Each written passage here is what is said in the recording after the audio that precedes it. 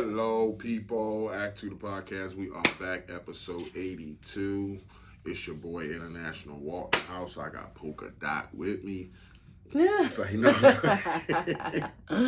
It's your girl Tosh, the co-host of Mostest, We are aka back. Polka Dot. We are back for another episode of Act 2 the podcast. How y'all doing out there? Hope y'all great. Hope y'all health was good this week. Hope no drama in your family situations and your work life situations. Hope everything worked out. Hope you had a good week. Check us out, act2thepodcast.com. Check us out on Facebook, Instagram, Google Podcasts, Anchor, Radio Public, YouTube, TikTok, Breaker, Spotify, and Twitter. I was watching a little bit of us on Anchor too, and on Breaker a little bit, just to see what we was doing. Really, you was checking us out? Yeah, a little bit. Look good on there? Yeah, look good. Y'all should check us out there too. Like, subscribe, share, do all that good stuff. Like, subscribe, share. You know, if you fuck with us, you fuck with us. If you don't by now, something wrong with y'all. How are you? I'm doing good. Mentally, I'm an 8. Just, ready for some, Vacation. just for some recharge. Like, just to be away from Vacation. the daily Grind. schedule, Regimen. Yeah, so just ready for some recharge. So I'm an 8. Did you put lotion on your face? I did. Oh, okay. That was mentally. Work is an 8, the same. Ready to be away from there too. Just yeah, it's the same. 2 8s. Yeah, 8 and You an sound 8. down. You okay? Yeah, I feel. Yes, I feel okay. Just okay. So, yeah, I mean, I feel good. I don't feel bad. That's why I thought the whole shower would make you feel good. Yeah, I don't feel bad in any way. Why you gotta put my business out there? Let everybody know that I showered. Say no, I'm joking. I like to be. It's like getting ready for work. This is my other job. Finances are a 7. Mm-hmm. No, you know what? No, I'm not gonna say that. Finances are a 10. Dang. Because you mean that? I do. Before I write it down. I mean that. It's in ink, not pencil. I'm gonna stand by that. Oh shit! Because I don't think we ever had a 10 on finances. No, I think I always said a 10. Most weeks I say a 10 on finances. Really? Yeah, I think you did. I think you did. Because you know what? No matter, and I mean, of course, we're not rich by any means, but we don't want for anything. Our bills are we don't need anything. Our bills are paid. We're not struggling to do that. Yeah, we may not, always have. No, I'm not going to say we don't always have the fun money. Sometimes we got to pull back a little bit, but we good. You come conjure up this shit because the last 2 weeks you ain't spent no money, so you feel like you didn't have any fun money. No. What I'm saying is there are periods of time with us together, not just like me. All right. Like I've spent money on things that I wanted to, but what I'm saying is money is good. It ain't like, raining, but we ain't complaining. Mm-hmm. So I'm going to say it's a 10. That's a bar. Yeah, I got 16. You want to? But it's a 10 even though you did what you... Yes, it's a 10 because you know why? It didn't break us. Oh, so it would only matter if it broke us? That's the only time it does matter. But what I'm saying is I'm still going to say finances are a 10 because despite me spending more than I, anticipated over, the last few weeks or so, we good. Mm-hmm. Like it didn't break our finances. It wasn't intended. I'm not going to say it wasn't intentional. It wasn't intended, but it ain't like, oh my God, now how are we going to pay the mortgage or the car getting repossessed? So that's what I mean. Okay. So yeah, I'm grateful for that, So that's why. Physically I'm an 8. You know what? I'm going to be positive and I don't even want to say a whole lot about it, but I've been making some promises to myself, and that's really all that matters. Is that sometimes you just don't want to make announcements to the world. You don't have to. Yeah, so I just want to do good. I want to do good and feel good, and I've been trying to do that. So cool. Yeah, how are you? I'm good. I feel good. Your hair looks great. Thank y'all. Appreciate that. You know. Thank y'all. I'm only one person. Well, everybody gonna say I look good. Oh. So thank y'all. You're not gonna be able to fit out the camera with your head Appreciate gonna y'all swell out there up. for saying that. You know, that's my technician is always on point. Okay. How are you? Mentally, I'm a 9. That's awesome. Feel sharp. Feel good. We got vacation on the way, so I am excited about that. Just being off from work, and being somewhere that I've never been before. That's always fun. Yeah, of course. Finances, I would say, is 7+ in the 8 range. Because let's not talk about it. Yeah. Work is 8.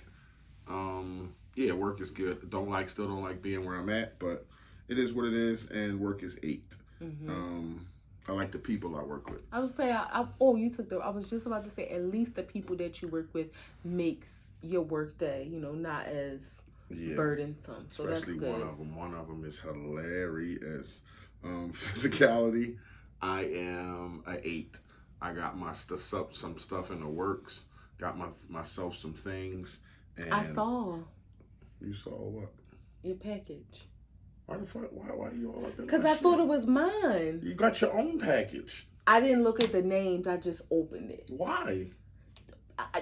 So now we don't open each other's packages? When the last time I opened one of your packages? But can you just say? Answer my question? It's been a long time since I left you. Why you think? Why you think of that, girl? Why you think that is? Because you don't want me opening yours? Exactly. I don't want the disrespect. Oh, I never knew it was disrespectful. We've been opening each other mail since time immemorial. I know, but just because we've been doing something from the start don't mean it's right. Oh, okay. Right? I didn't know that you looked at it as disrespect. Okay. I can't promise I won't open anymore, but we'll talk about Wows and woes. My wow today, my wow this week, I'll say, it made me feel good. Okay, let me just say, somebody sent me a message and asked me if I could pray for them. They said they didn't really want to talk about, or they weren't ready to talk about what they were going through. Who the fuck? So yes, I know. But it made me feel good in knowing that, it's one of them things that in the church community, you always kind of like a thing where it's like you don't ask everybody to pray for you, just like you don't let everybody lay hands on you. Yeah, but the thing is, like, you ask people to pray for you who you think talk to God or who you think are closer to God than you are. Yeah. So obviously, and it made me feel good that they know that my relationship with God, they trust that. You know what? She got a direct connect with. They him. must be a heathen. I think that you say, no, I'm only messing with you. My baby is close to God. And it just made me feel good. And I know that, my faith in God supersedes all things. And so it was just a wow moment for me. And it was almost one of them things that I asked God through this show and through all aspects of my life. That is my goal in life, to bring people closer to him, to tell people about him through everything that we do. And we always say this isn't a religious show, and I mean that 100%, but still through us, people can see, like, the things that we talk to, hear about our successes, hear about our failures. We set, and who we give credit to for everything that we.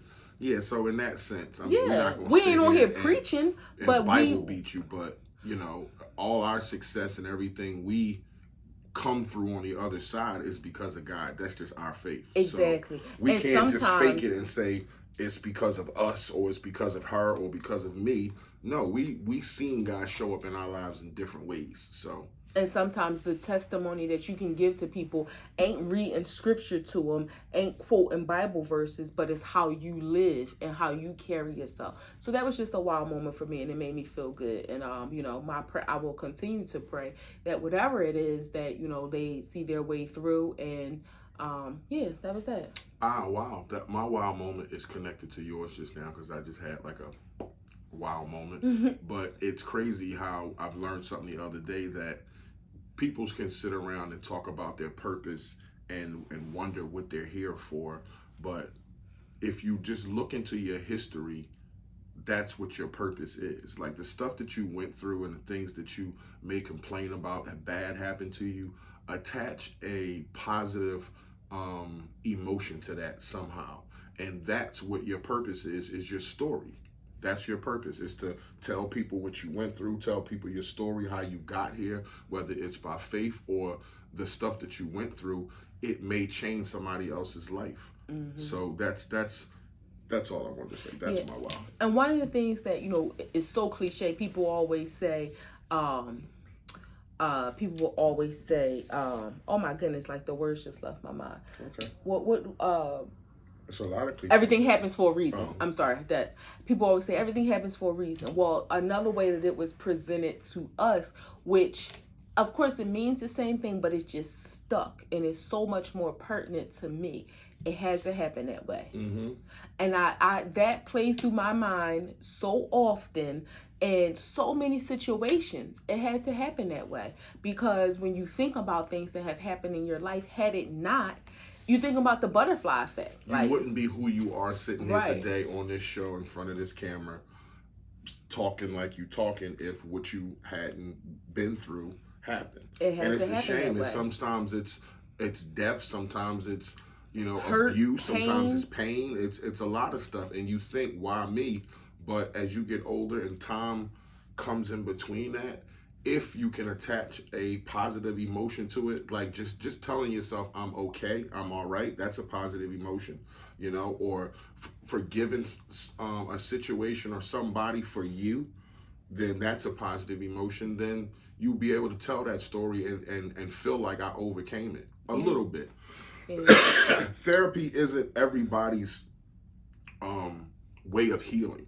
So, I go to therapy, she go to therapy, a lot of people go to therapy, and I can suggest therapy because it's my experience. But I understand that it's not everybody's way of healing. Some people heal differently, and I respect that. My wow, and this hasn't hit us directly, like hit home, but these damn monkeypox. That's like, just like, wow. I can't believe that, like, this is a thing. So I'm gonna just leave that there. That's monkeypox is real. It's a real thing. I don't have any woes. My woes is I had a cool, calm week, cool 7 days. I had no stress, no drama. I saw my family in them 7 days. So yeah, I didn't have no drama, no woes, nothing to bitch about. Shout out to our nephew who is on his way to college. Is this I think this is our first nephew. Going to college? Going to college, yes. So shout out to my nephew going to college, doing big things. I see him out there playing ball. Yes. And his pop too. Shout out to his pop, because his pop, plays a part in getting him there. His mom and his dad. His mom and his dad. Between us, we have, I think we counted before, 20 nieces and nephews. Rest in peace to one, unfortunately, that we lost in 2020. I think it was. Yes, 2020. But yeah, between us, 20. Most of them on your side. But they do a lot of fucking over there. Yeah. Why you have more siblings? Actually, my sister has more individually than all of yours. You just have more siblings. A lot of fucking over there. Yeah. I don't know what to tell you. That's how babies is made. Yeah. So everybody know that. Ain't nothing shocking about that. People do a lot of fucking. And obviously contraceptives are not even a part of the situation. Men versus women. Figure we do a little something different and just see what we agree and disagree on. Men versus women. Little battle of the sexes. Wow. Because we always talk evergreen material, but figure we want to have a topic this week. I like. So bring it on. It's a general question, but I'm gonna bring it to me. Oh. Well, you can answer it for me and generally if you were single. Okay. But if women, ladies, if you answer this question too, if you're a man, ladies, if your man lost his job, how long would you wait until he found another one? So, I mean, I think this is circumstantial depending on what the status of your relationship is. But if you're like knee deep in a relationship, I'm not going to say 5 years or 25 years, but you know, if you're in a relationship, let's just say you solid for the sake of the conversation. Exactly. We ain't talking about no week 1 people. Right, that's a perfect description. Because you can have somebody solid at 3 years and somebody at 10 years and it ain't so solid. So that's a perfect way to describe. If you have a solid relationship, he lost his job. You know, I will say this, effort goes a long way. I remember in 2002, I think this was the only time in our life that I didn't have a job. I got fired from a job in January of that year.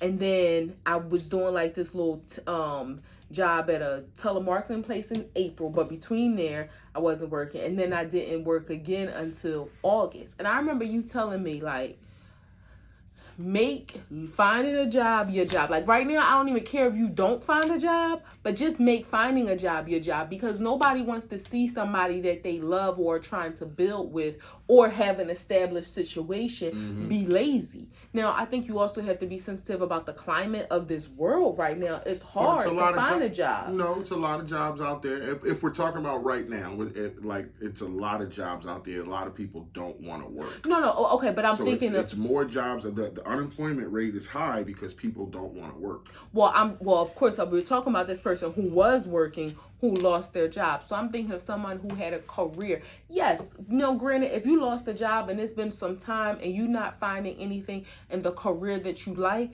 then I'm going to need you to, I don't want to say put your pride aside, but put your ego aside, because it's not less prideful to go to a place like a retail store to work. So I don't want to say put your pride aside. Is it a brief period though? I mean, I understand as a man, your bills is coming, but if you got a partner, then it's like, can you get yourself together? Can you, if you had the job for 10, 15 years, can you mourn that and be like, damn, I'm bummed out about it? Or do I have to just get on my horse and keep going? I think a grief period can be extended.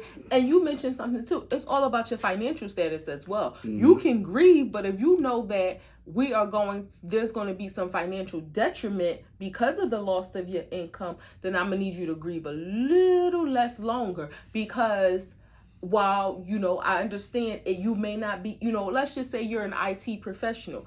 You may not be able to find a job in that field right away, but I'm okay with you saying, you know what? I'm going to go over here to the Target and stock the shelves at night for $18 an hour. Guess what? That might be the car note. That might be the electric bill. But for you just to feel like, nah, I ain't doing that because that's not in my field. If our money ain't right, I'm going to need you to do that. So I get, it's sometimes a person can have a career, get wrapped up in bills so much, or the pressure of, I need a job. Next thing you know, they working at Target for 2 years. When it's like, that wasn't even supposed to happen. I was supposed to go at Target, not even supposed to go at Target. I wanted to do something in my field. You couldn't wait. I felt pressure. Yeah, the bills is piling up. Not piling up, because if we financially okay and you a good partner, then you taking care of that. But now I'm doing something working at Target that I don't like. And it's been, I look up and 2 years went by. Well, are you still looking for work in that 2 years though? Well, I mean, I got my head down. I'm working.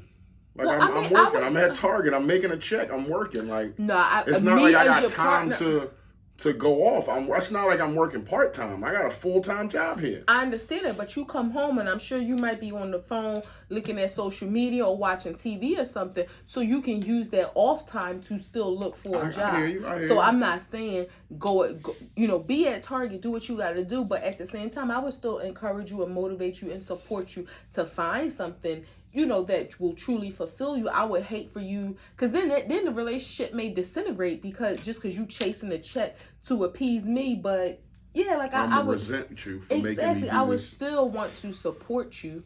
But yeah, so I think it's circumstantial, but I would, the effort would go a long way. I wouldn't look at it like, all right, you on the clock, you got this number of days. And I feel the same way, because I flipped the question to men. If your wife or your lady lost her job, how long would you wait before you looking at her funny? And she spoke about her situation. And this was in the beginning of our relationship where she wasn't working. So we're talking, 18 years ago, something like that, 19 years ago. 20, it was 2002. Okay, so 20 years ago.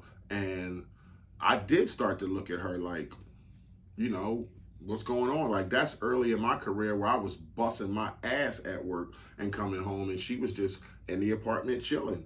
And it was like, damn, like, I was doing laundry and cooking yeah, and all that, but I wasn't working. Let me be clear. She wasn't like I laying like under to go the to a covers. laundromat Yeah, all she the wasn't like time. laying under the covers when I came in, but she would just be in the apartment chilling.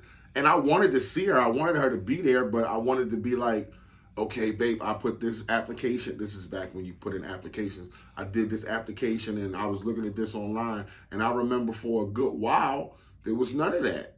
And it was like, because I remember having to talk to you and be like, yo, like, why don't you make looking for a job your job? And we both were super duper young. So it's not like she has the intellect that she had then. She didn't have the intellect she has now as she did then, or that go get it attitude. So she was just kind of like, and can we keep it all the way real? What? Can we keep it all the way real about what happened as a result? And I'm not saying what? Why you got fired? No. Of the result of you looking at me and not in the best light because I wasn't showing you my best self. That's not necessary, not as you think it is.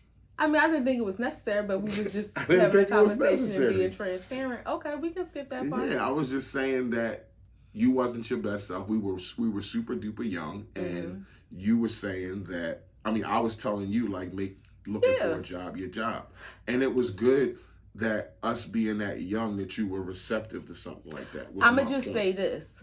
And this goes for men or women. Did you hear what I said? I did. Oh, okay. You said me being receptive, yes. But and as a follow-up to that, as a man or woman, that's why I said the effort goes a long way. And I understood once we had that conversation, because I don't care how much you like a person, love a person, when they appear to you in a way that you don't like as being lazy, right? Even if mentally they're not, because in my mind, it's so funny just thinking about how things have changed. I remember looking in the newspaper and like circling stuff, and I was calling places, and in my mind I'm thinking like, okay, I'm doing the right thing.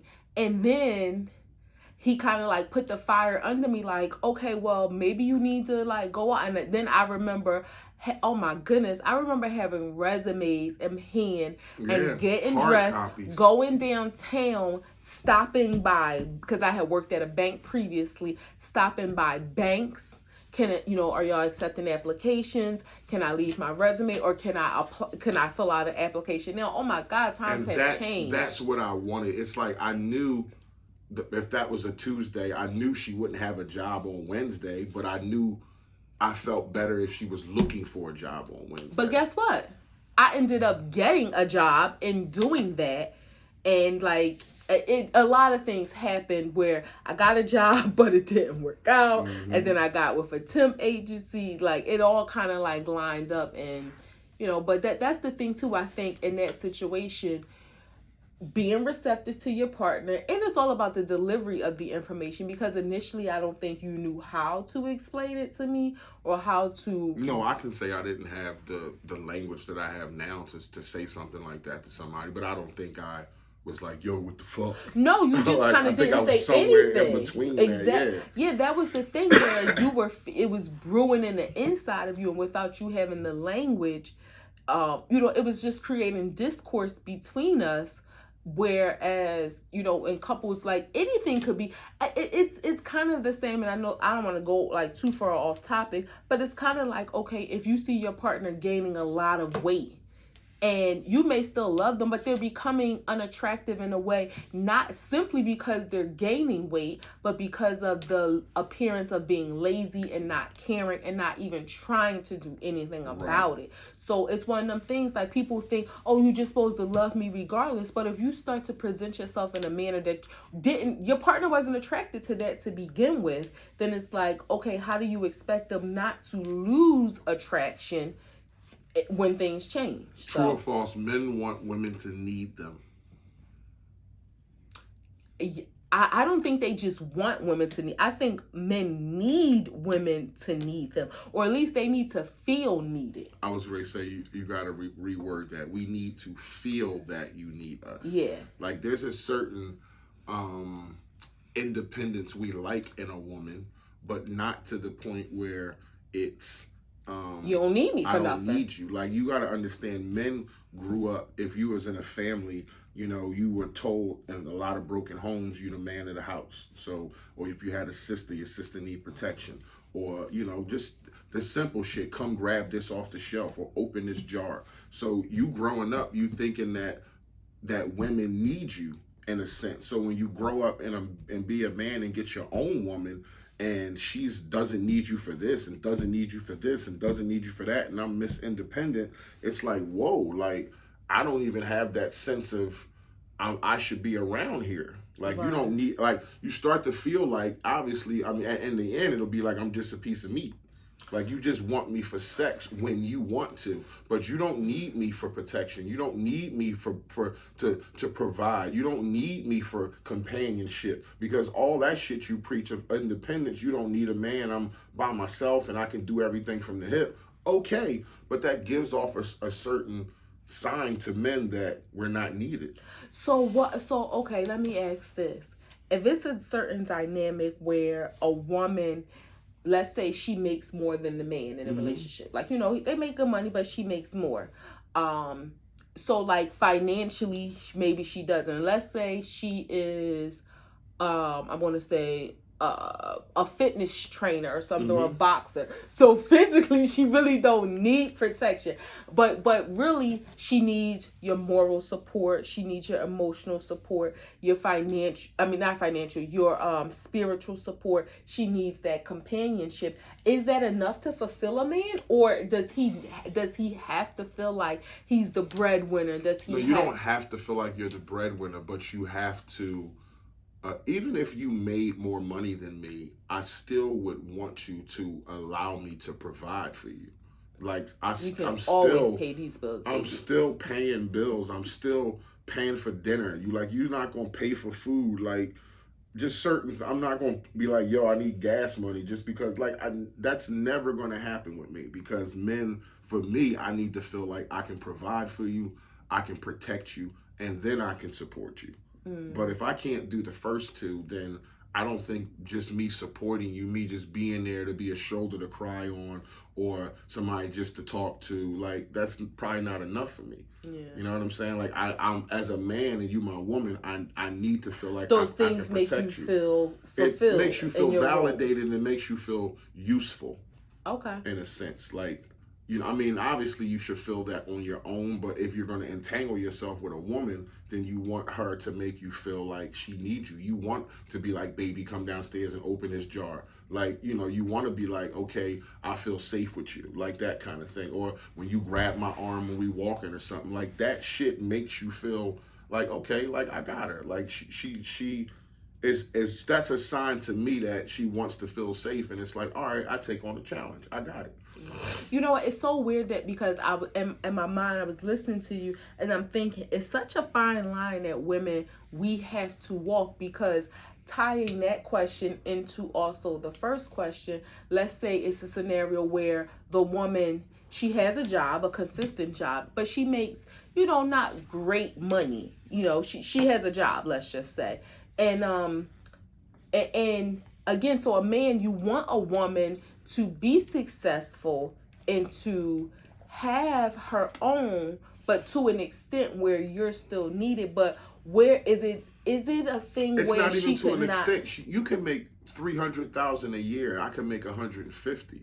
Oh no, but just make me feel. I know that. No. What I'm saying is, okay, if you make 150,000 a year and she makes 40,000 a year, would you feel like, or she like would you feel like that she's beneath you? No.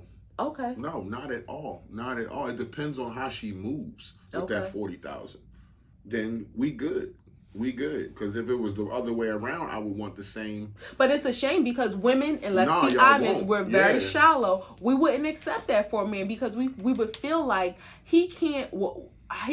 The lifestyle that I'm accustomed to, or that I can provide for myself, I need you to be able to provide the same for me or better. Yeah, and if not, and that's going into a relationship. Like, if we're already in it and something happens, that's different. But before I forget this, looking at April on social media, and she said that same point.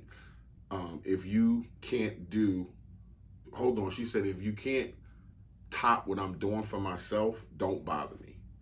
And that's just like, damn. Yeah, she ain't the first one to say that, but I'm just saying, if any woman, but right. that's where I read that at. But if Michelle said that, if fucking right. Tanya said that, if any woman just said, if you can't top what I'm doing for myself, like if that's your mindset, don't bother me. Like it makes a man be like, damn. Yeah. Like damn. Like even. Like damn, like okay, like it's just intimidating in the sense of I know where your head is, and you looking at what I can do for you or what I can, I was about and I to get say, adding value to the relationship. I'm with that, but maybe I'm not there yet. Maybe I'm focused on something. And I also heard a woman say, I don't give a fuck about your dreams. Like I don't give a shit about your dreams. What are you doing to materialize your dreams? And it's like, damn, but that ties into effort. That's like, damn, putting people on the spot too. Because what if the shoe was on the other foot and you just was trying to materialize something in your head and it was in the baby and it was in its infancy stage and you didn't really know how to get it off the ground, and it's like, damn, you don't give a fuck until it's happening. Well, I mean, I think that's okay. Like where you at on the ground floor, where it's like all the leg work needs to be done, but you don't give a fuck until it's happening. I think that's really harsh for somebody to say they don't give a F about it.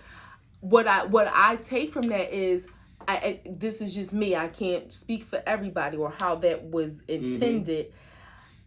I don't. It was intended just like that, but ahead. I don't give a F to the point where you just going to be able to consistently have these dreams. Like it just makes me think about, okay, somebody who wants to be, I'm just throwing this out there, who wants to be a real estate developer. And you taking these courses and you reading this and you doing it. And it's like, okay, at what point are you going to pull the trigger? So it's almost like, yeah, I care, but to a certain extent that you are actually going to bring this to fruition to either be successful or fail. If you fail, fine, at least you tried, and then we can start over. I don't think that's something you can rush because you might need resources, you might need connections, you might need networking. But what I'm saying is start that process, even if it's one step at a time. Right. At some point. Right. At some point. But it's hard for me to start when you tell me you don't give a shit until it's happening. The delivery of that is and that's really those harsh. That's verbatim. I don't give a fuck about your dreams until they're happening.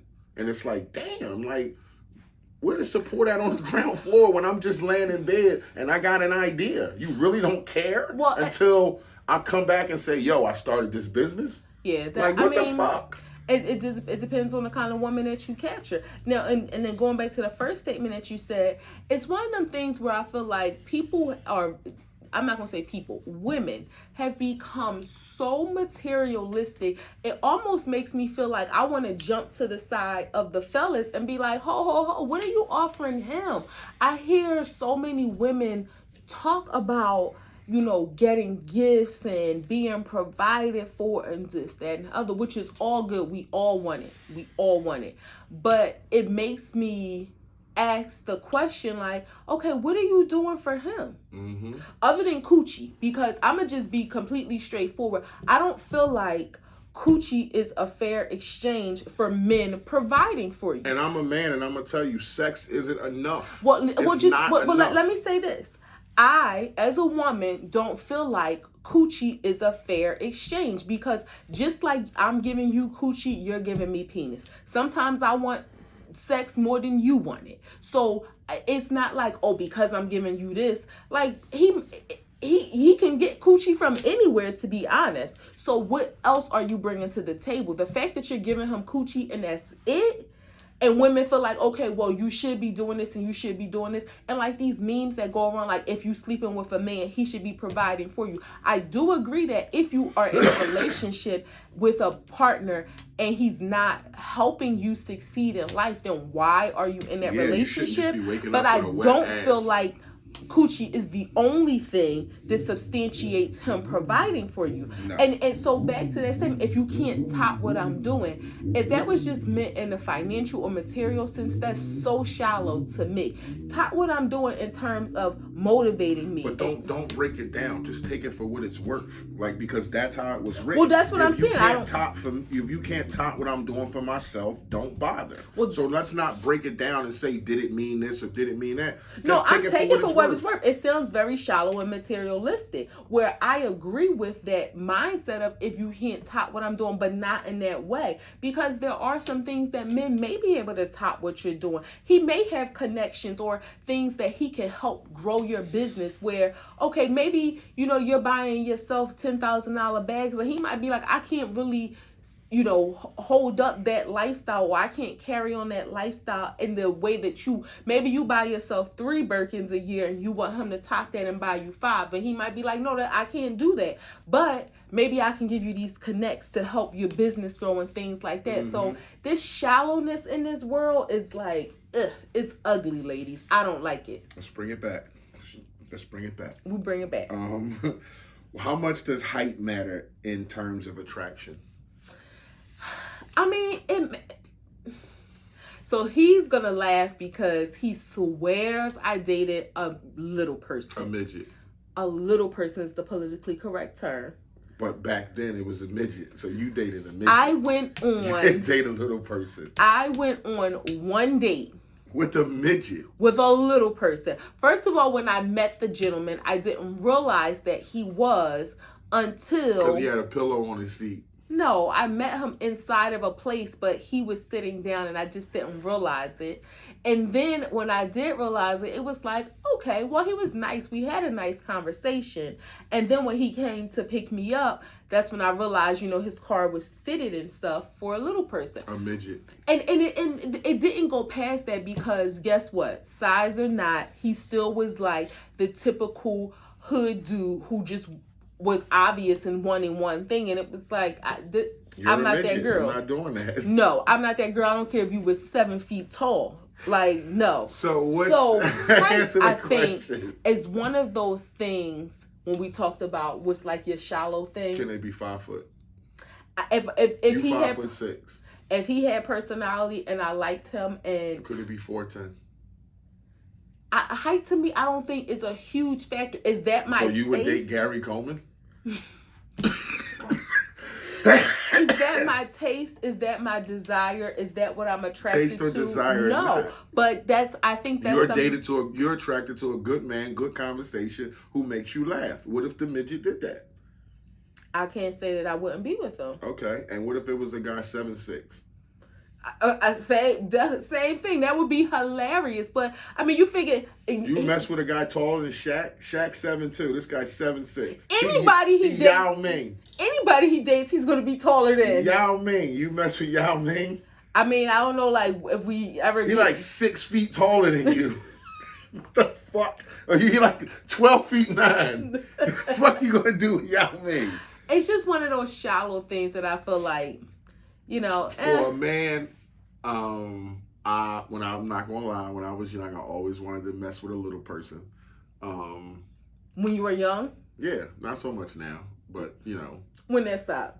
When I got with you 20 years ago. Oh, okay. Yeah, I don't want no midget no more. But you think they cute? Yeah, they do. They got big butts. But I would date a tall woman. Like, I think that's cool. I mean, she couldn't be, but you know what? Tall is, it comes with something. It comes with big feet. So that would be, I'm a hands and feet guy with women. Like, but what if she had nice feet? I know, but they like a 16. It's like, damn. Right. You got Winnebagos. Okay, you're 6'4". Where the fuck you getting your shoes from? You're 6'4". What if she was 6'9"? That's cool, because that's like dating a WNBA. That's like dating Lisa Leslie. What if she's 7'4"? That's a little weird, because it's like, you big as shit. What if she could hug you and rest her head right on yours? Nah, we're not doing that. Okay, wait, but you went from little person to a really tall person. What if it was just a girl that was like 4'11". Yeah, I'm good. You know, a dwarf officially starts at 4'10" and below. 4'11" is fine for me. 6'7" is fine for me. I like all women. I don't have no discrimination against women. Um, Culturally, racially, I'm really not into Asian women, but you know, that's just that. But I Yeah. like all women. Yeah, I think, and again, I think that's one I of like those. this woman the most though. I think that's one of those shallow things that people talk. Oh, he gotta be 6 foot and dark skinned and have a beard. Yeah, that might be your stereotypical mate, but your soulmate might be out there that's 5'4". He might be yellow and with a bald baby face, like I'm gonna read 2 statements. Stephen Curry. Let's talk about them. Men are more logical, analytical, rational. Women are more intuitive, holistic, creative, and integrative. True statements. I think that's true because it's not saying men are this and women are this. It's saying more, which I think definitely intuitive. Read it again. Men are more logical, analytical, and rational. Women are more intuitive, holistic, creative, and integrative. I'm sorry. I don't know if I would agree that. I do agree that men are more rational. Mm-hmm.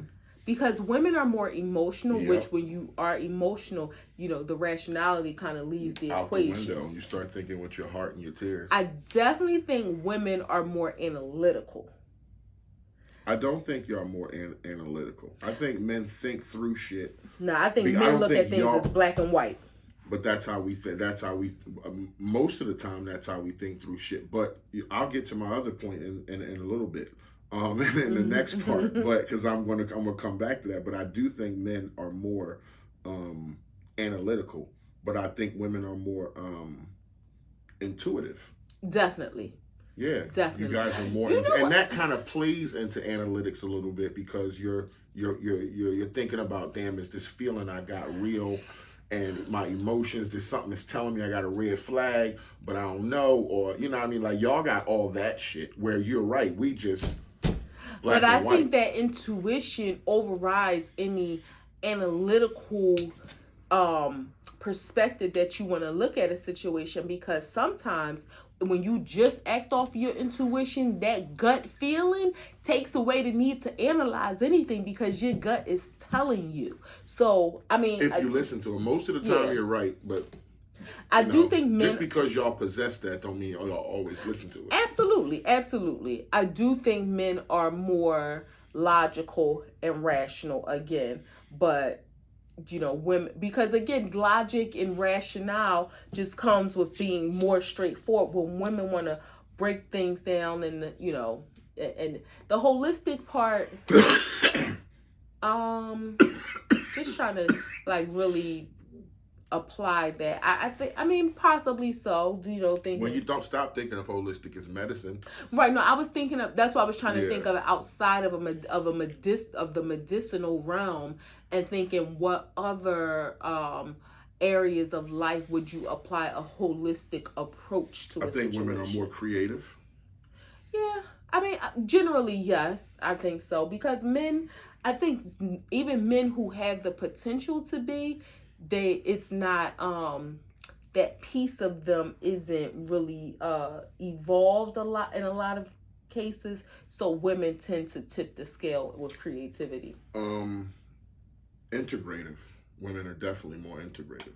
Yeah, like y'all like to bring together, salute more. Yeah, especially with, I think again, I think that ties back into the men being black and white, where women can kind of create a gray area or create that mesh in certain areas.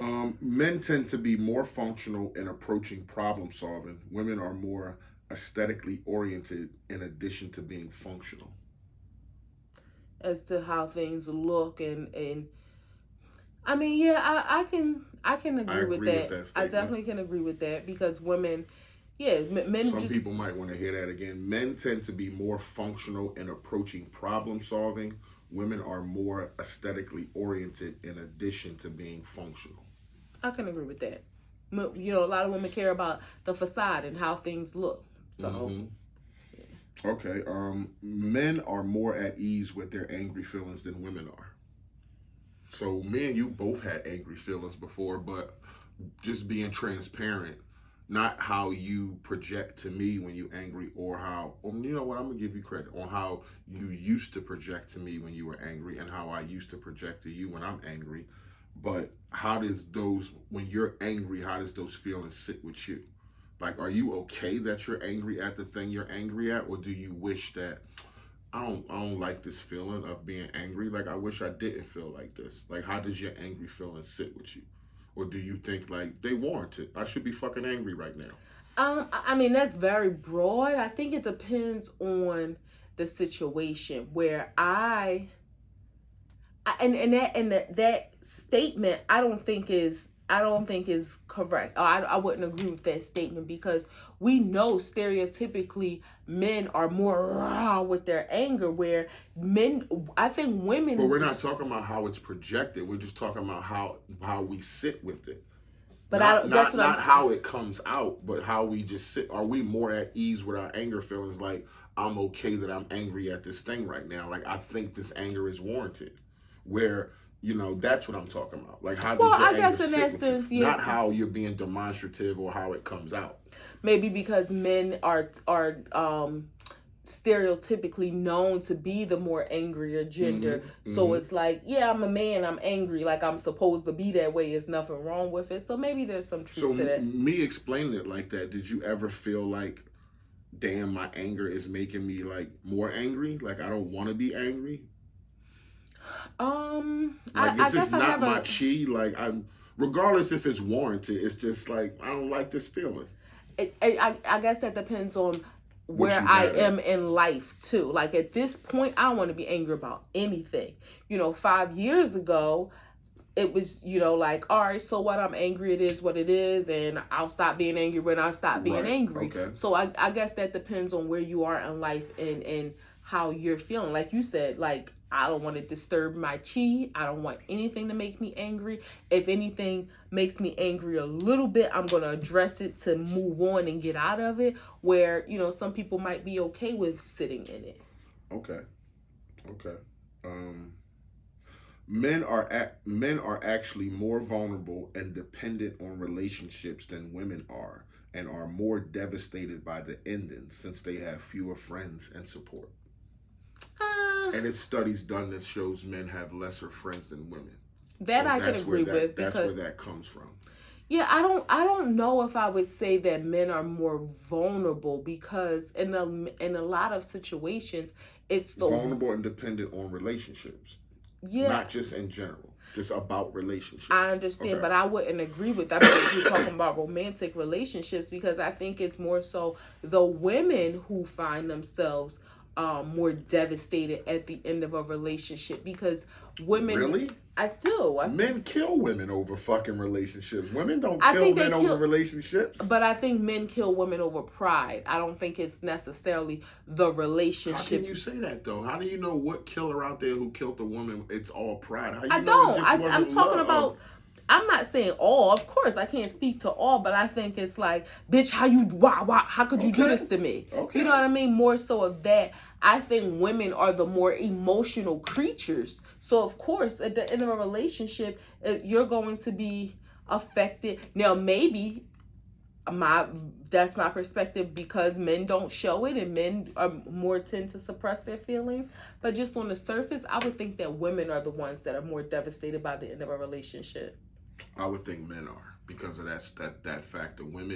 Men abuse women when they don't get what they want. Well, I'm just gonna say that men abuse women in relationships when they can't get what they want, or their woman is leaving them. That's why you see the murders and the domestic violence and stuff. And I'm not saying men don't get abused and violence put on them, but most of the time it's men against women. And I mean, but you talk about just the situations where a man kills a woman. I'm talking about not anything that goes to that extent, he ain't but gotta just kill her; he in, can beat her up. yeah, but I You mean, know, I he can think verbally abuse her. It's just abuse, period. When that kind of stuff arises and you don't handle it well. And I think when women got their mind made up, they can leave a relationship and not hurt you. I don't think men have the tendency of leaving a relationship, but they want to hurt you in the process. And that's coming from a man. Okay. I think women are more devastated.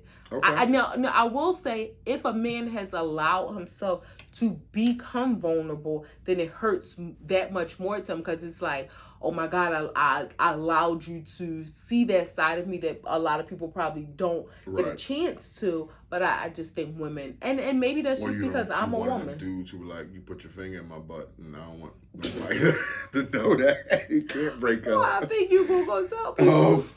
Women want empathy, yet men usually offer solutions. And I think that's a true statement, where a man, like you said, we're black and white. Bam, bam. This is how we fix this. Bam, bam. Tough love. Where a woman would want you to feel the situation and the intensity and the gravity of it first before we solve it.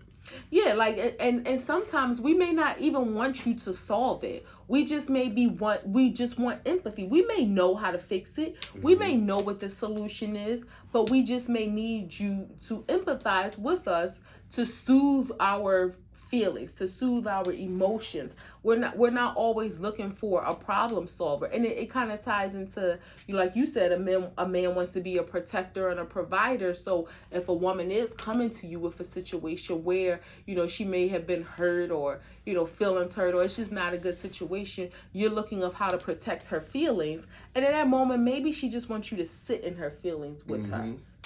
And that's the part where some men may not know how to. That's the empathy part, where it's just like, yo, I'm just telling you how to fix this, and you still upset about it. Yeah, it's like, just be here with me, just empathize with me, just a lot, like, not so much be sad with me. Though? Like, if let's just say you have a problem, whatever the problem is, big or small, it's a problem. Enough to make you emotionally about it, and you're upset. Tell your husband, your boyfriend, I have a problem.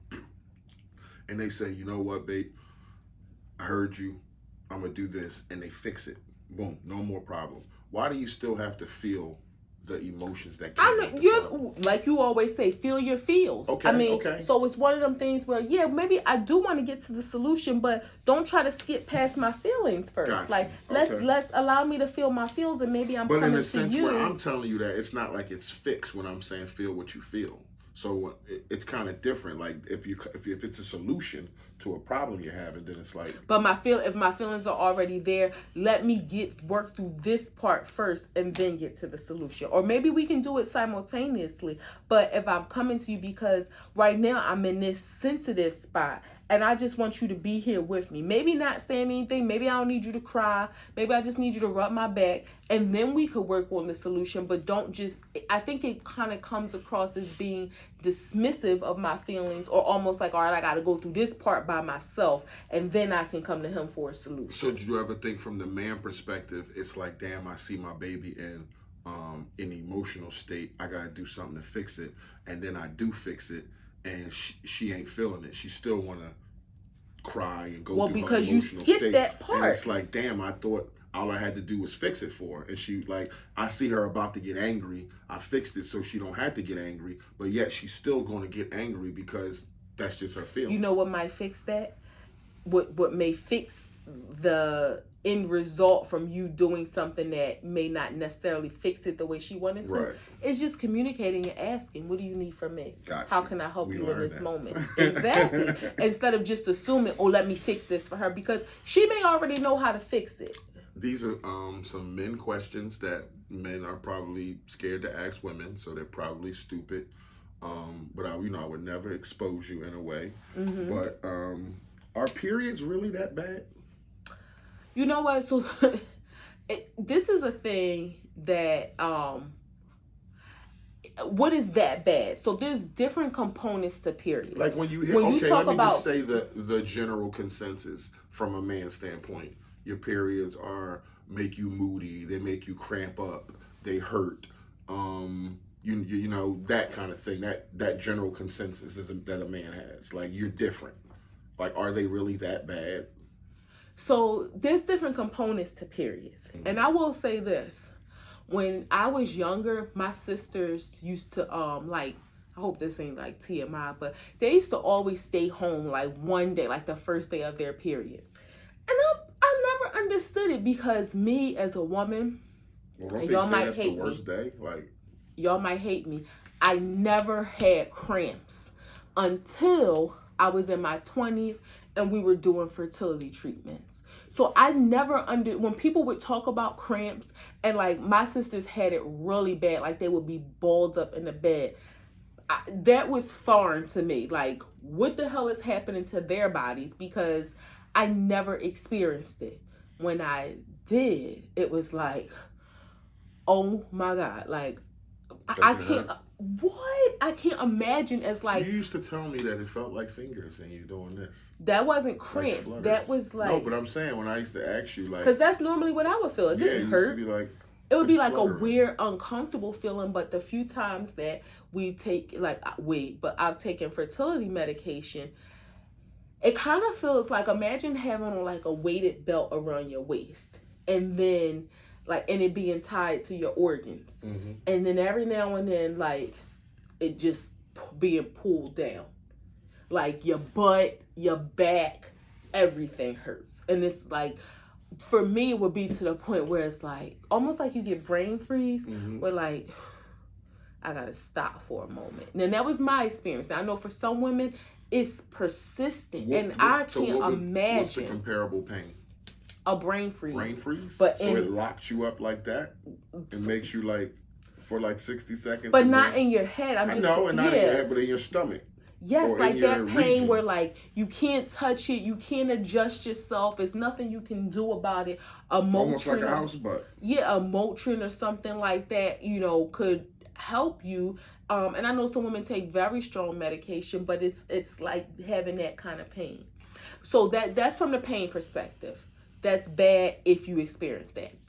The emotional, like the moodiness of it, it's to the point now at 41, I can recognize it and regulate it in our relationship. I recognize it at work too, because it be some days where I'm just like, I don't feel like none of these people, everybody, don't ask me no questions. I see a IM pop up, what you want? And then I think like, and for me, it usually happens a few days before my cycle starts, but it can be bad.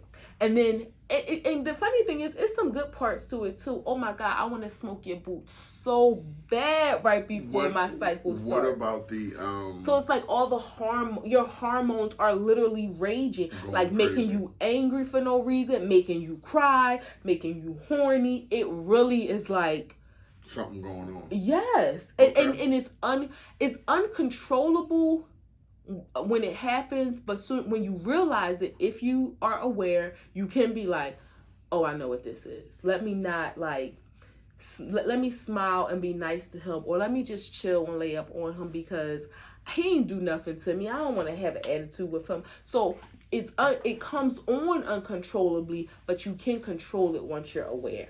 What about the hygiene part of it? Is that hard? No, I mean, no, it's, you gotta think, like... Is it something you actually have to care about, or does it become like muscle memory, like second nature? Almost like you get up and get dressed every day, so you know exactly what to do when that time comes, or is it something you have to be conscious of when that week comes? No, you know what to do, but it's one of them things where, and ladies, correct me if y'all feel anything different, it's one of them things where no matter how long you've been doing it, I don't know of anyone who, how can I say, is like accidents happen sometimes, right, and you be thinking, damn, I've been doing it since I was 11. What the hell? But it's one of them things like, you do have to care because you can get sick. There's a thing called toxic shock syndrome. Right. So I mean, like, you can get sick. You can stink, of course. It's one of them things that you have to be taught. As a young girl, right, how to care for yourself and what to do and how to be prepared, and then it becomes second nature. Okay, so two questions inside that have the emotional part and the hygiene part. Have you ever not you, but you. Well, have you ever been in a situation where you didn't have anything to change with, and you were at a not your own bathroom, and you went to the bathroom to pee, and seen that there's blood there, and you have to pull it back up because you don't have nothing. If you're in the bathroom, you better get some toilet tissue and put it there and make a makeshift. Okay. Like, ladies, correct me. Like, yeah, that's what you. Okay. Yeah, that's what you do. You get some toilet tissue and you ball it up. Because I would think that's emotionally like fucked up to be like, damn, I gotta do this to get back home. Granted, so it's one of them things, and again, I know everybody's cycle is different. I'm happy that you're receptive to this, because to some men, they would be kind of skeeved out by this. Everybody's cycle is different. You have some women, when people say for a week, their period is on for 5 to 7 days. God bless you. I'm sorry for you. Some women like myself, 3-4 days, and I'm good. So that when you say it comes on unexpectedly, most women, you know, it ain't like whoosh, rushing on without any indication. So, yeah, it may be a situation where it's like you wipe yourself and it's like, oh man, here she come. But yeah, like you shouldn't be in a situation where you're going to make a mess. Okay. Yeah. Got you. Another question, and this is the last thing about that. If you see a woman that may have a stain on her jeans or dress or whatever, how do you approach that? It's one of them things it's delicate, but as a woman, you kind of walk up, sis, you got a little bit of blood on the back of your pants or on the back of your, and something like that. You can say that, like you don't say like, yo, like go check your pants. Like you allowed to say like, yo, you got some blood there. That's not too direct. No, because you're clearly letting them know you bled on. Yeah, like you got some blood on the back. Because if you just say, yo, you should just go to the bathroom and check your pants, that's not good enough. No, if you tell me you got some blood on the back of your pants, I don't know if this is weird too, because. And that's what I mean. If a man sees that. Yeah, I was just thinking that. I don't know if a man. Like if I saw. I think if a man saw a woman, you may want to say like, excuse me, I think an accident happened, but I don't know. It's kind of weird because ladies, I don't know if a man should say something or if maybe you should ask another woman to say something. What if I'm by myself? Will I ask some fucking stranger? I don't know. It's weird. Like, hey, lady, come here. Listen, now I've got some third party in your business. Well, but see, from lady to lady, it's not like a taboo thing. That's kind of like that unspoken. Sister code that we have, because all of us, unless you had some medical issue, all of us have bled before. Okay. So, it's one of them things that we all have that in common. So it's like, excuse me, sis, you got a little bit of blood on the back of your pants. Okay. Because then she knows how she can pivot. Like, okay, can I pull my shirt down? If I got a hoodie on, like, can I take my jacket off and wrap it around my waist? If my pocketbook on, can I turn my pocketbook around to cover it until I make my way to it? So that way, at least she knows how to pivot. And you telling somebody that, it's automatic, like, oh crap, like, I know what it is. Okay. Yeah. Can women control their pee stream? To a certain extent. Like men can make it go any way they want to. No, can y'all do that? Is this the stuff that men think about Sometimes, us? Yeah. No, we can't like redirect it. Like, you can control. Like it can only go like up and down, not side to side. Yeah, we can't like make it do swirly lines or nothing like that. Okay. I thought you like control it. Like if you go in, can you like stop it a little bit and then go? No. Like, can you like control it? No, we can't do zigzags. Okay. Sir. When every time I pee at the end, I get a little shiver. Do y'all get a shiver? No, I've never had a shiver. Never got a pee shiver? Like towards the end when it's wrapping up, you get a little. Y'all don't do that? Never had a shiver. Wow. Yeah. Now you're gonna make me think when I'm going to the bathroom, do I get a shiver? But I don't recall having a shiver. Okay. That was quick. Yeah. Women with pierced nipples, if they get pregnant, have a baby, and start lactating, does milk come out the holes?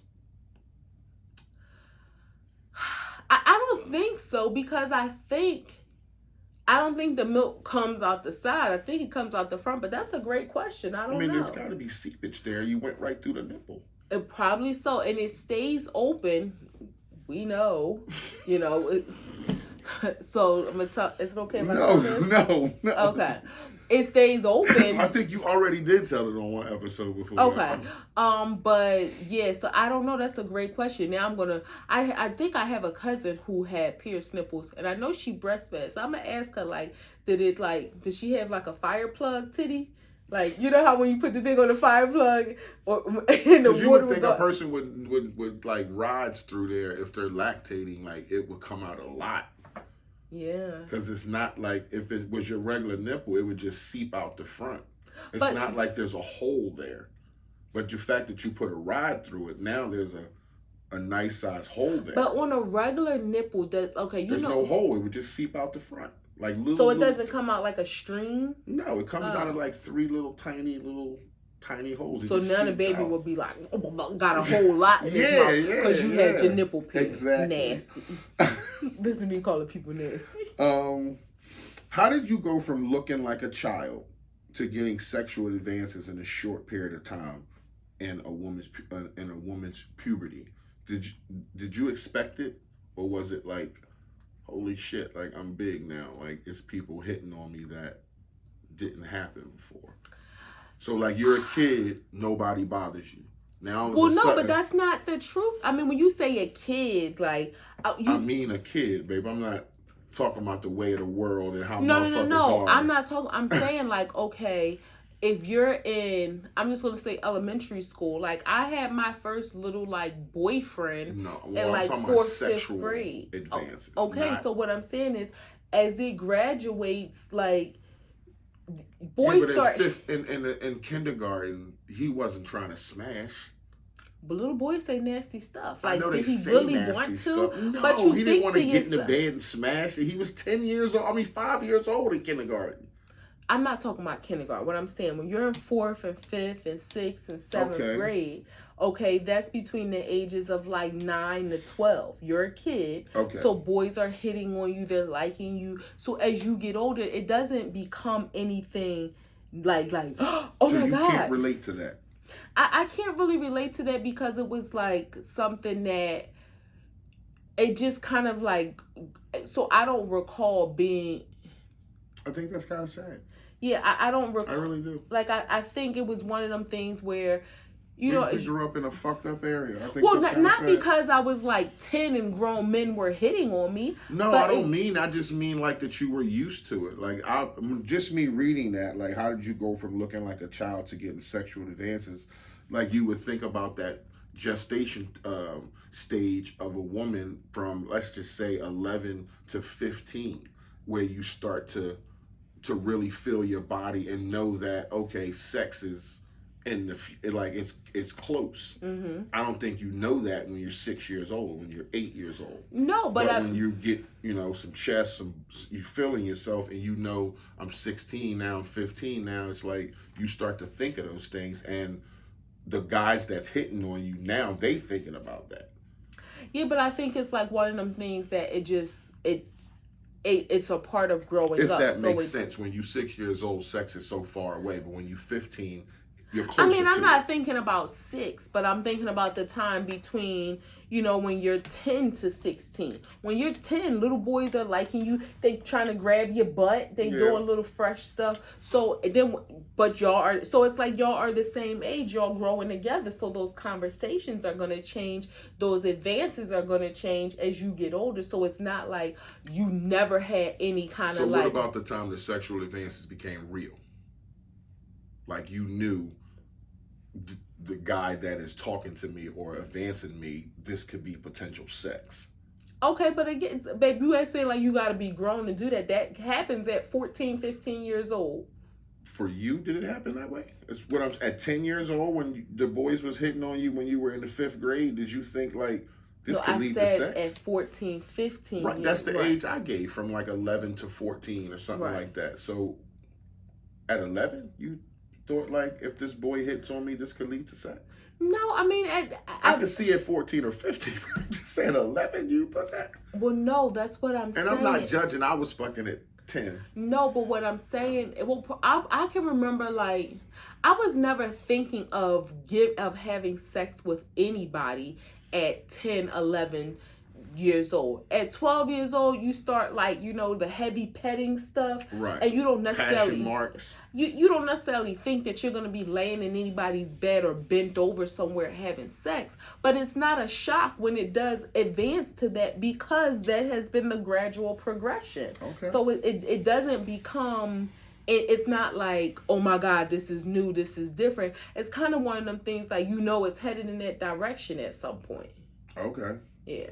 I think different about it, because when I was young, real young, I used to do all that stuff, catch a girl, get a girl, fill on butts, but I didn't think that it would go as far as me getting some coochie.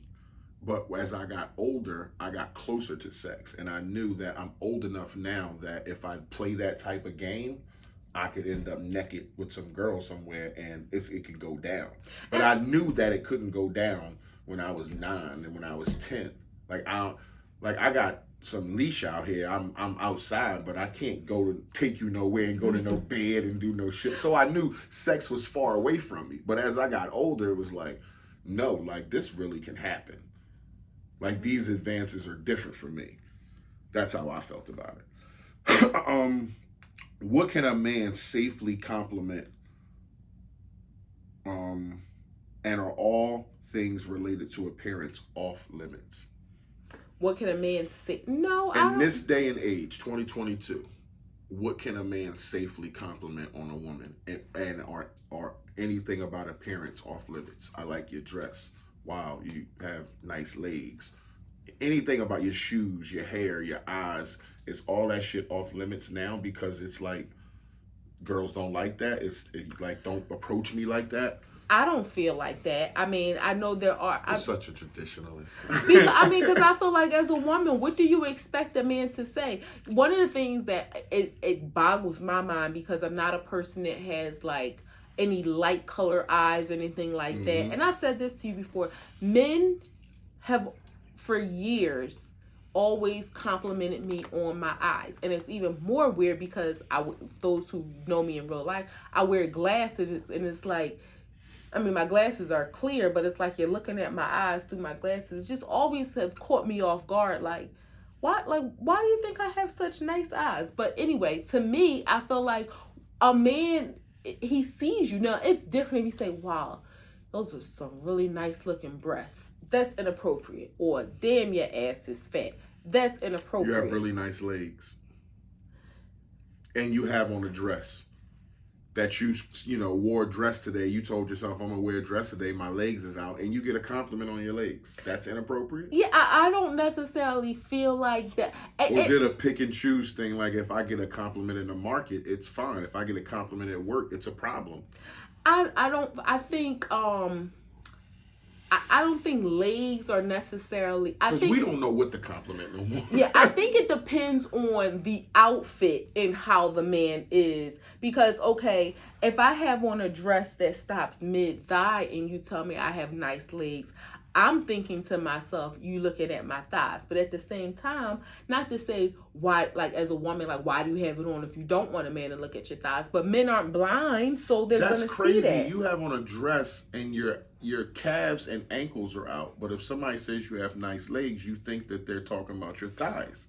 Yeah, I would think that's not what the they're exposed part of your leg. That's weird that you think that. Well, I said if it stops mid-thigh. Okay. Yeah, I'm about to say your bottom of your legs are out. Yeah, why would you think they're looking at your thighs? Now, to your point, if I have on a dress or a skirt that stops below my knee, then I'm thinking, again, I always get compliments on my calves. So it's just weird. So for me, I am more traditional, where I would take it as a compliment and not just think that a man is a pervert. A man to be charming and complimentary to a woman, I think is a nice thing. So how is you have beautiful eyes any different from you have a beautiful mouth? No, okay. You can say you have beautiful teeth.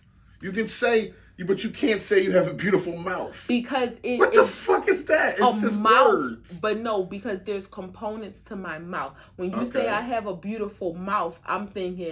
I would never say that to a woman. What that mouth do? But I'm just saying, that's what that implies. You can say you have beautiful eyes. You can say you have beautiful skin. You can say you have beautiful teeth. You can talk about what's in her mouth. No, you can even say you have very nice lips. That's very flirtatious, but I don't think it's inappropriate. But to say you have a nice mouth, and she say what? You say I'm talking about your lips and your teeth.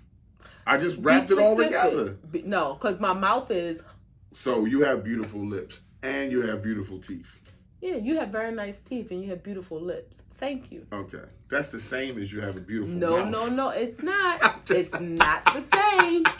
Fellas, do not be out here telling somebody they got a nice mouth.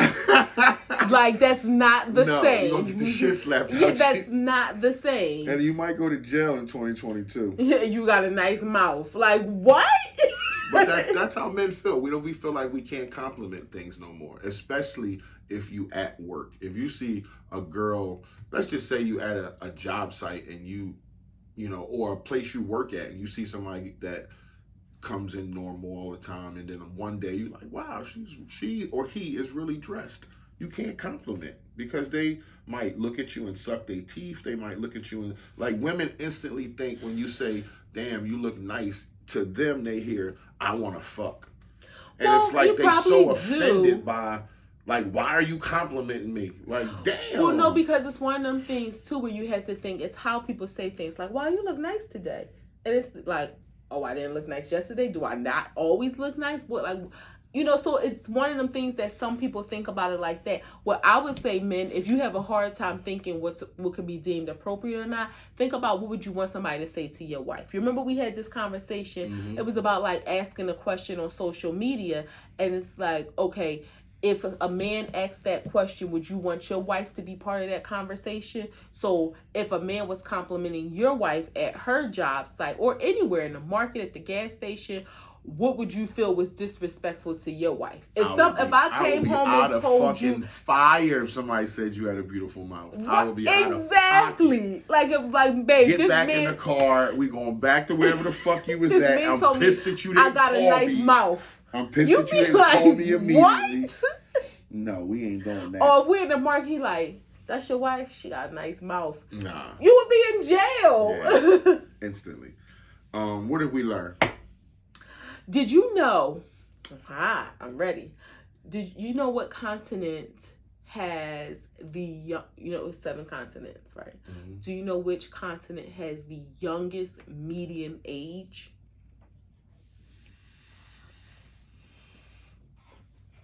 Let me say Asia. No, it's actually Africa. Wow. Okay. I would think Asia because there's so many of them. No. And the median age, and I'm sorry, let me go to my notes, people. The median age in Africa's population is the youngest of all the continents with a median age of 19.7. Wow. So the average age is almost 20 years old in comparison to the global median age of 30.4. Wow. So globally, the average age is about 30. In Africa, the average age is 19. That's crazy. Yeah. But I would want to know what's the life expectancy now that the average age is not that. I did read that too, and I think it was 68. Okay, so it's 67 in America. Yeah, in the US, no, it actually, in 2019, because it has gone up. I'm sorry, in 2021, it's 76.6. Okay. Yeah, so it did go up some. And then in Africa, it is, yep, I was right, 63.82. Okay. Which is an increase of 0.5% from 2021. Wait, can I ask something too? This was going back. I'm sorry, you kind of jumped before I had a chance. So, what is appropriate for a woman to compliment a man without him thinking she's a gold digger? And I'm gonna tell you why I asked this. There Okay, was come on. this guy did this experiment where he was trying to talk to this girl, and he had on like dingy clothes or whatever. He said he just came from his house painting, and she was like, "Nah, nah, nah, nah, nah, I'm not interested." Okay, fine. He goes to get in his car. He has like this Ferrari, and she's like, "Oh, this your car? What's up?" I was just joking, like, if you painting, you handling your business. And she was all over him at this point, but it was obvious it was because of the car. So if a woman says, "Oh, you have a nice car," do you think that she's materialistic or Yeah, like, she's okay, just a fucking car. okay, or so what can a woman, if a woman says, "Wow, you have Compliment me. Say like something you like, have I really have nice beautiful lips," skin. are you gonna think? You're flirtatious if you're talking about my lips because you're thinking what them lips do. Okay, what if you say, "Wow, you have really nice big hands"? You don't have to say big. You have nice hands. Yeah, because I might get my nails manicured or something. It might be a reason for you complimenting my hands. I might have lotion on my hands. My knuckles might not be ass cheek. If she says you have beautiful eyes, That's fine. I've been told that before in my life. I got nice looking eyes, but don't, like you said, don't say nothing about my mouth. if she says, "Wow, you have really nice legs," I would laugh. I would giggle, like that. And I would definitely think you flirtatious if you say, "Damn, you got big feet." Oh yeah, I would that's think like what yeah. that mouth do. That's that's the think same that as what too. that mouth do. Yeah, All that's right, the go same ahead. shit. Yeah, I would be like, yeah, like where we going with this? What we doing? I'm married. Like, what are you talking about? What we've learned, I've learned that just monkeypox is real, and I've also learned that the men versus women conversation, when little girls are young, they like more toys that have pictures and faces, and boys like things like blocks and things that can be manipulated. Okay, pictures and face. Okay, So something like that makes you think like, who did the research and why? people, because they want to study kids. I know, but it's just like, what was the point? Probably for some toy manufacturers and stuff like that. Trying to distinguish between men and women, boys and girls. What's the differences? I know, but you specifically said when you're younger. That makes me think so that's it's like, of... why do girls play with dolls? Why do boys play with blocks and cars and trucks and dirt coloring and books shit and like stuff? that? Girls, Yeah, I like guess. why do girls like pink stuff and stuff with glitter on it? They do, they study shit like that. I don't know why they study shit like using that. our tax money to study that. And also, monkeypox is real. There's been a series of monkeypox videos online. Y'all should watch them just so you can get up on and get some information on the monkeypox. But don't be out there kissing people that you don't know. Stop touching money. Get yourself a card. Leave that fucking cash alone. Stop touching doorknobs and stuff. I think it's about to be a shutdown again because monkeypox is real. It's in New York. If it's in New York, it's in Jersey. If it's in Jersey, it's in Philly. It's in California. It's in it's some cases in Texas. It's definitely some cases in Florida, and it's abroad too. So just be on the lookout for monkeypox. Did you ever read any facts about it? Monkeypox? Yeah. I read facts last week. It's a 21-day incubation period. Which is scary. Yeah, 3 weeks. That's a long time. And you get flu-like symptoms when it starts off, and you get the body aches and the fever like you have the flu, but you break out in this kind of stuff. And there's no rhyme or reason why some people only get it around the mouth, some people get it on the body, some people only get it on the genitals. Yeah, some people get it in hands. And the sores look exactly the same. And like this is the crazy... like an open, like a bump that got cut off. And people want to talk about it like being a gay disease or because it's spreading through the homosexual community. But one of the ways that it is transmitted is through respiratory secretions, meaning people cough. Even if you don't see it, respiratory secretions. Wear people your mask. Sneezing, mask. Y'all, I hate masks. I absolutely hate them, but they are essential. Mm-hmm. And y'all think it's crazy. I'm ready for it to shut down. Yeah. I don't want. It's a shame because you think about the economic impact on businesses and so forth. But it's nasty out here. 3 grams, but we only got 2. Amon Shumpert was locked up at the Dallas airport with 6 ounces of weed. Oh, today. Man. Pulled over in Dallas, going to LA to get his daughter. and cops asked him what he had in his bag. He said weed, but it was 6 fucking ounces, and they gave him a charge of the charge is called mandatory jail time. That's what the charge is called. Possession mandatory jail time in quotation marks. Because if he's convicted, he can get 2 years for that shit. So I'm assuming he doesn't have a prescription? See, this is where people fail to realize. 6 ounces of weed. And I think some people just think, like, I can fly with shit and every state allows it. That's the thing people aren't realizing. It's not good at the federal medical marijuana is, but even medical marijuana, you got to know that you're flying into a state that has medical marijuana. Exactly. You can't leave a medical marijuana state and fly into a non-medical marijuana state with pot because TSA it's not recognized. Won't get you. Yeah. And it's not just let's be clear.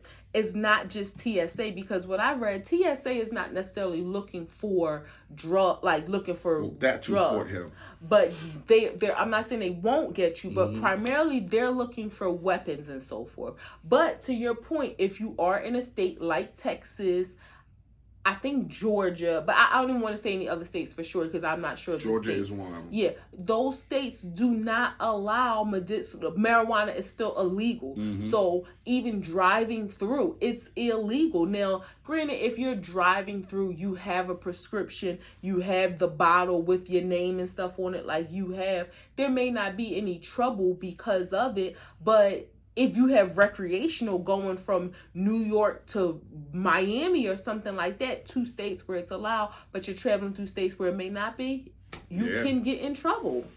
Yep.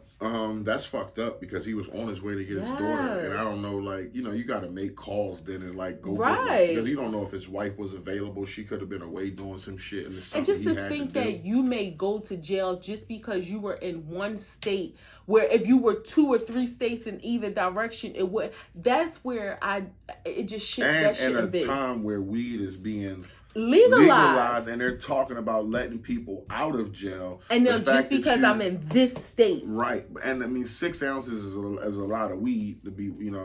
I don't think you can get that medically, so I think that's like recreational buy. But I mean, who knows? I mean, he's a basketball player. He's not a guy with, like, I'm sure he has some ailments, but he could get your prescription is pretty big. Yeah. Second gram, last gram, Beyonce album, Renaissance. It's been some hype, and it's been some low. I personally don't like the album, and there's been 2 people that came out now saying she stole a lot of samples, and she actually like took them off and took some lyrics down. And what is an ableist? Okay, so just answer that. I'm not finished getting my shit off. What's an ableist? Is an able-bodied person. We are ableist, as opposed to someone who's disabled. I didn't know that saying the word spaz was a shot at an ableist. No. Oh no, you're ableist and you're talking to a disabled person. It's supposedly a derogatory term referring to somebody as like a gimp. So. Oh, I thought it was something like because somebody has like a muscle issue and they spaz. No, it's a derogatory term meant towards disabled people, and it's really, so this is the crazy thing. But it's really like a British term. It's meant like calling them a gimp, a disabled person, and it's not even a term that us here in the U.S. like I've seen a lot of. Hold on, but I'm not finished yet. Okay, so she took that lyric off, and then Khalees was talking about some stuff that she had on there from her song that she took off. So the question is, like, why is a person of Beyonce's status not clearing samples? So let's be clear. Khalees doesn't have the rights to the sample.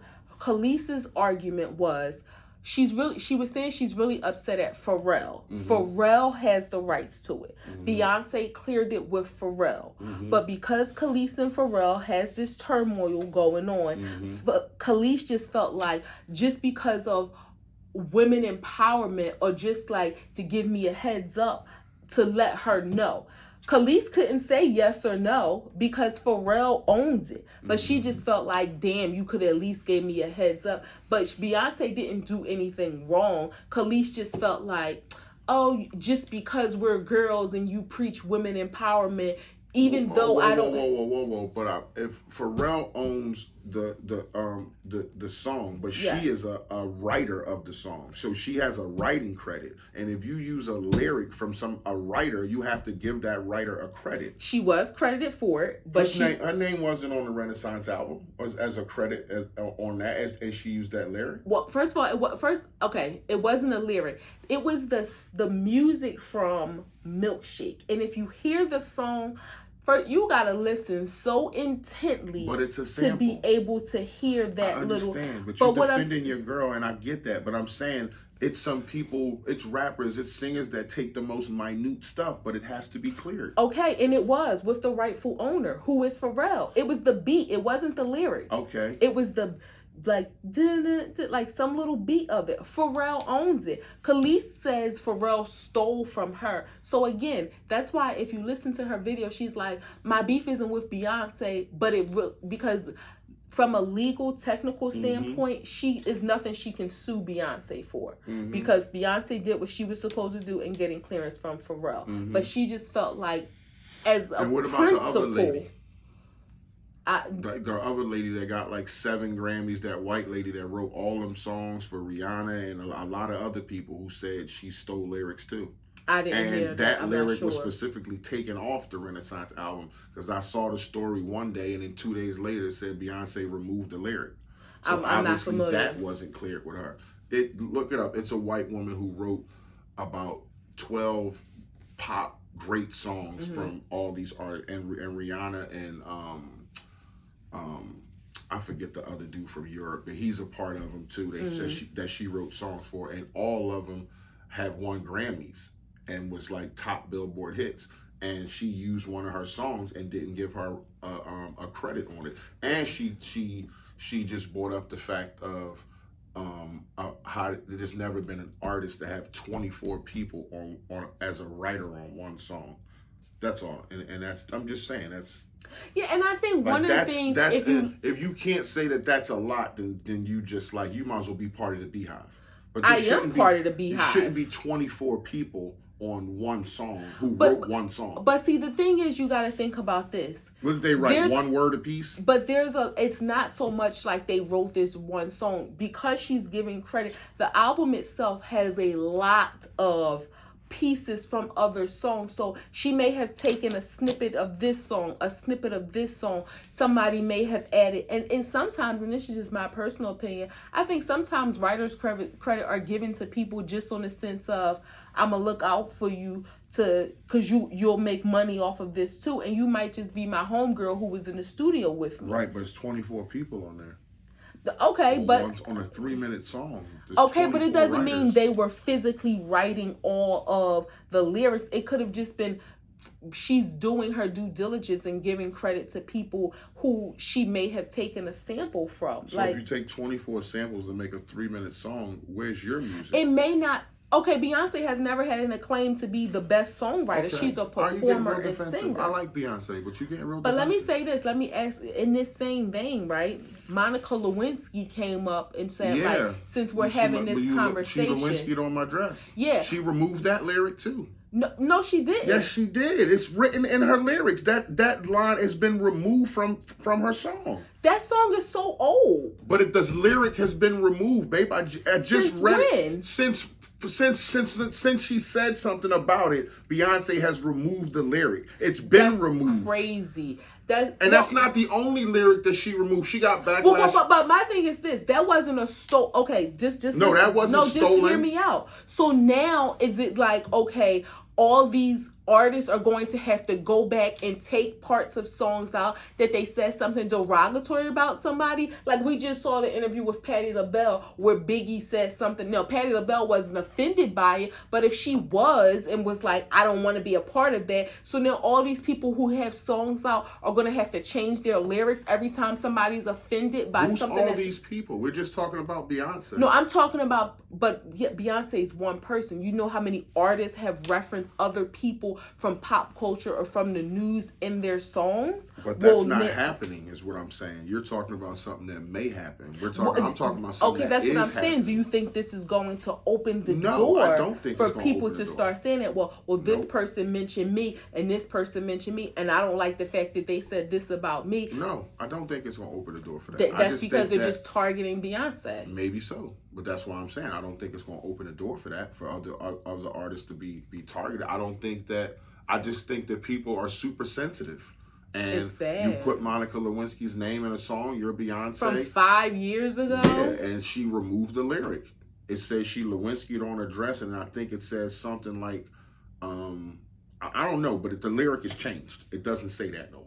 It's in partition. I'm going to go back and listen to it. Yeah. Wow. You can go back and read it, and it'll just change the lyric. One last thing I wanted to mention. Did you know when Puffy did I'll Be Missing You, that he didn't clear it with Sting, and that 100% of the royalties go to Sting? Sting said he has to pay him $2,000 a day for the rest of his life, which, I mean, to Puffy is like a hachoo, but just the principle of it. It is what it is. Yeah. Like, you stole it, you gotta pay for it. That's crazy. Act 2 the podcast, episode 82, wrapping up. Hope y'all enjoyed. We enjoyed Men versus Women. Battle of the Sexes. Check out some info on the monkeypox. Wear your mask. Don't be kissing strangers. Stop kissing these goddamn kids for a while. You still love them. They still there, but you ain't got to be smooching all over them. They go out and shit, and I'm telling you, they're going to bring a pock home. That's gross. So, yeah, monkeypox is real. It's real. Again, y'all can catch us on, where we at?